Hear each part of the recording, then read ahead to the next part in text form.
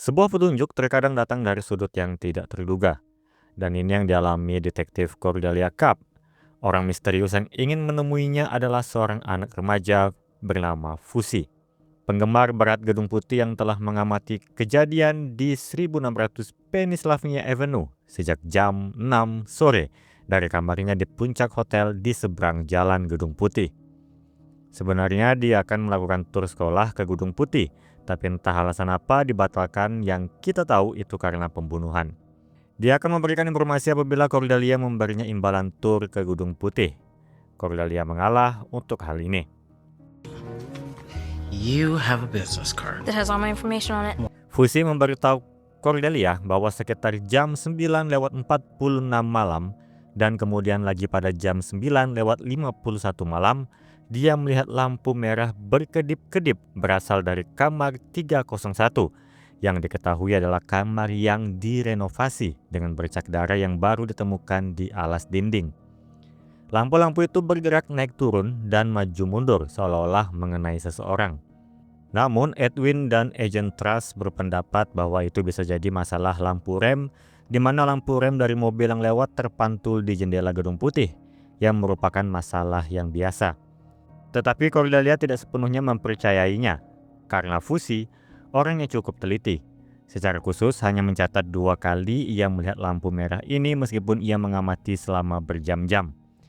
Dan untuk saat ini tampaknya Cordelia benar untuk fokus pada apa yang terjadi pada malam itu di kamar 301.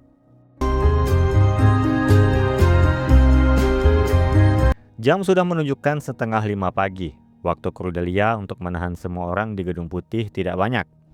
Ditambah Kylie Minogue, sang penyanyi, ingin istirahat di kamar Lincoln di lantai 2 yang seharusnya tidak ada orang boleh naik ke lantai 2 apalagi lantai 3. Tapi Cordelia harus melanjutkan penyelidikan.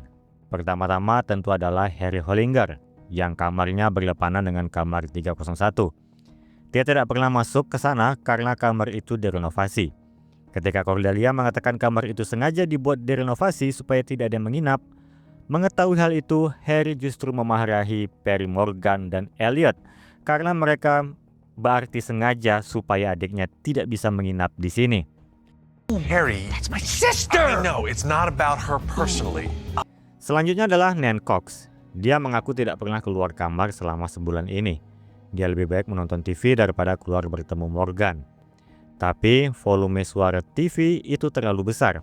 Nan Cox mengatakan ia tidak ingin mendengar sesuatu yang mengganggu telinganya.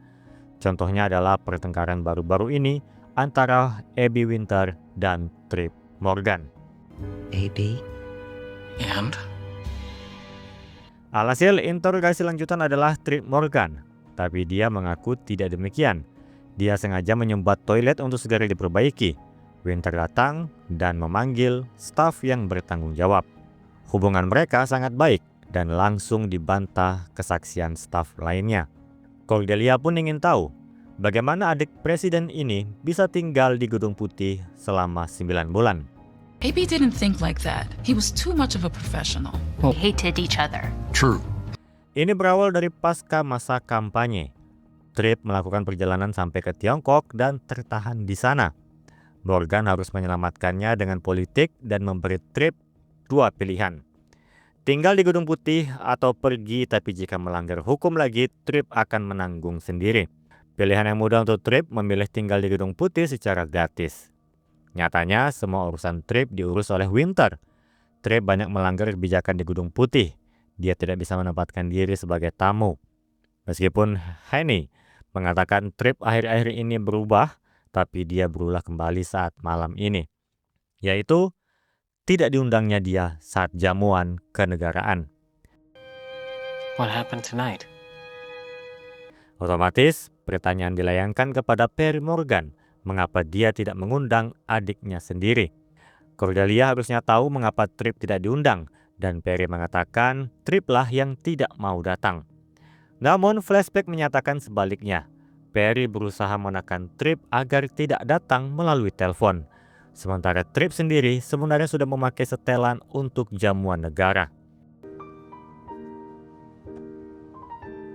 Inilah awal mula mengapa Trip sengaja menyumbat toiletnya untuk membuat masalah di tengah jamuan negara.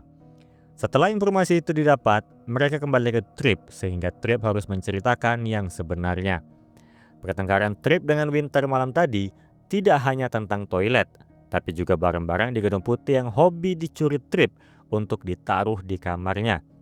Winter akan mengadu kepada Perry Morgan, membuat Tripp takut dan menceritakan bahwa sebenarnya ia tidak tahu harus berbuat apa.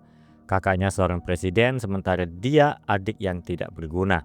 Hal-hal yang dilakukannya hanyalah mencari perhatian kakaknya. Meski begitu, Winter tetap akan mengadukan Tripp, yang membuat Tripp berteriak sampai didengar Nan Cox. Apakah dia ada di kamar 301? Dia mengatakan tidak karena tidak keluar kamar. Ada saksi yang melihatnya, yaitu Bruce, sang engineer. Pindahlah ke Bruce untuk ditanyai. Bruce mengatakan ia melihat Tripp hanya saat pertama kali datang pada jam 8:30 malam. Sepanjang Bruce memperbaiki toilet, ia hanya mendengar Tripp bercerita yang tidak dia mengerti. Tapi ketika suara Tripp tidak ada, Bruce keluar dari toilet dan melihat Tripp sudah tidak ada pada jam 9:30. Tripp mengaku ia sempat turun untuk mengambil dessert, tepat setelah Sheila mengatakan ingin Winter tidak ada di sini. Dessert itu masih ada sisanya di kamarnya, tapi ketika dia tampak meyakinkan Cordelia dia bukan pembunuhnya, tangannya membentur patung Abraham Lincoln, sehingga jam tangannya mengeluarkan cahaya merah berkelap-kelip, cahaya yang mengingatkan pada pernyataan fusi sebelumnya. What did you see? A flashing red light Where? in the window. Cordelia lalu berbicara dengan Lawkins tentang Tripp. Namun, Cordelia belum bisa menyimpulkan Tripp adalah pelakunya. Cordelia ingin berbicara dengan Perry Morgan, tapi semua terhenti ketika Agent Trust memberitahu informasi genting di lantai dasar. Valentina Mota. This is my husband, Lorenzo. Valentina dan Lorenzo Mota, sosialita Washington DC. Mereka berdua ternyata adalah tamu tidak diundang. Liz Hollenbeck dari The Washington Post duduk di sidang Senat dan menjelaskan situasinya kepada semua orang. Dua sosialita ini menyusup ke jamuan negara, bahkan berjabat tangan dengan presiden di barisan penyambutan. Tetapi tertangkap ketika mereka mencoba meninggalkan pesta lebih awal. Ini menandakan protokol keamanan Gedung Putih tidak sekuat itu. Lily Schumacher yang sebenarnya bertanggung jawab di sini langsung lepas tangan dari situasi tersebut. Harry Hollinger ingin membiarkan keduanya pergi, namun Abby Winter lah yang bersikeras. Ini adalah protokol keamanan untuk menahan mereka di sini sampai acara selesai dan mereka ditahan di dalam lemari. Winter menahan dua penyusup ini menjadi hal aneh bagi Cordelia.